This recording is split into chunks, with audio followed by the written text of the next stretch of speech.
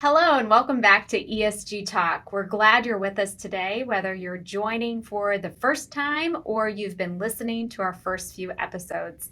Thanks for honoring us and being a part of the discussion. As I've talked with many practitioners around the globe, what I've realized is many of us cannot keep up with the pace of change. Our news feeds to the forwarded emails to the random conversations with the C-suite and the board about the types of things we need to keep up with ESG. So we want to simplify that for all of us in the field to do a better job. That's why we're bringing to you these shorter segments called The Chat. It's really where we talk about the latest research, maybe an author or a hot take that's happening in the market right now, and what you can do with the information to make practical, simple decisions for your business. Now let's get into this first chat. I was at CeFPro, and for those of you that have not heard of CeFPro before, it is the Center for Financial Professionals, and it is an international research organization that is focused on the global community of finance, technology, risk, and compliance. They bring together professionals around the globe to tackle different issues. Now, this conference was focused on risk in America. I was honored to help moderate the opening keynote, which focused on geopolitical landscapes, and then segment into a C-suite discussion on ESG. Throughout the conference, we released the latest report, which is right here, and we have it digitally available to you to check out on our ESG content hub at Workiva. It's called the ESG State of Play, Blanks and Compliance and Automation Reporting Trends. So here's what I took from the conference, and here's some key thoughts from this latest research. So first, Frank Morisano, which is the Chief Risk Officer for the International Bank of China. He talked about the geopolitical risk, and I thought he had two key statements that were very interesting. The first was short-term domestic frictions. So think about supply chain, think about the war, think about things that are happening that are creating different disparities among countries, are creating it to be a challenge for us to think about longer term action together within the global community.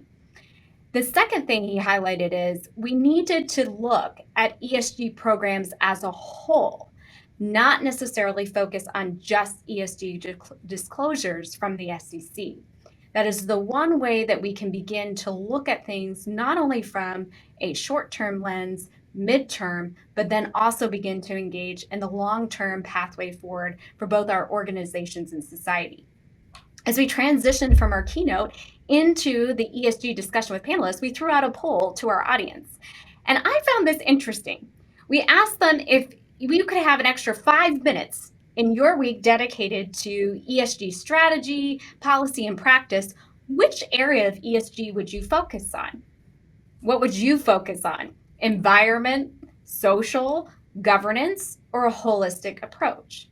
The majority of the audience picked a holistic approach. And I thought that was key as we moved from Frank's discussion into the discussion with our panelists to really think through how ESG should be holistically tackled and no longer in silos. As we dive into the research, this is why I think these two key findings are important for us in the field. The first is 47% of those surveyed institutions were concerned that they don't provide training for their employees on engagement or policy practices for ESG or were unaware if they were available. This creates a lack of transparency to the employee base of which we serve. The second piece was when we asked when they as investment practices or advisor teams are making ESG related investments, what are the challenges or obstacles that they find? Here were their top 3. Not enough data to make it for important investment decisions. So not enough data out there from our organizations. A lack of trust. Can I trust the data that I'm receiving? And the third is that any ESG disclosure are being considered too boilerplate. So we need to think about these two combinations. The issue of transparency with our internal workforce as stakeholders as we hope to grow our employee workplace through retention as a business value driver with ESG, as well as the business value drivers of our investors as a stakeholder not being able to really have the data they need to make investment decisions. So based on the conversation and this latest research, what can you take away from it? Here's some practical tips. First, examine your employee transparency.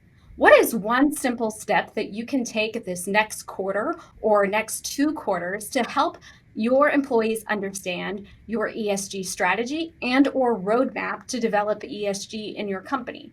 Maybe it's an internal blog, maybe it's a message at your employee town hall meeting, or maybe it's developing some type of informative training and development in your employee onboard process.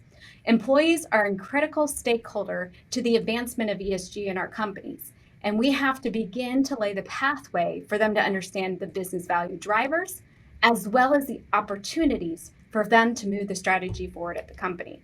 That's the beginning note of employee transparency. The second takeaway for us is to think about how we might build better disclosures that infuse investor trust in what we're saying. Great qualitative disclosures tell you where you've been, where you are, and where you're going. The second thing you can do is consider engaging in footnotes in your report. Just like financial footnotes give more detail about the data being provided, this is key for you in your ESG reporting to begin to give more information and more context around what you're sharing in your disclosure.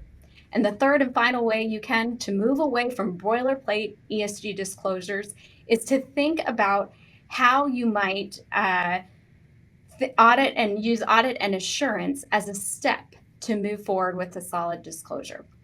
So those are the key takeaways from the CeFPro conference and latest research. We hope if you want to dig in more to share it on our Twitter account at ESG Talk or on LinkedIn. Thanks so much for joining this quick chat.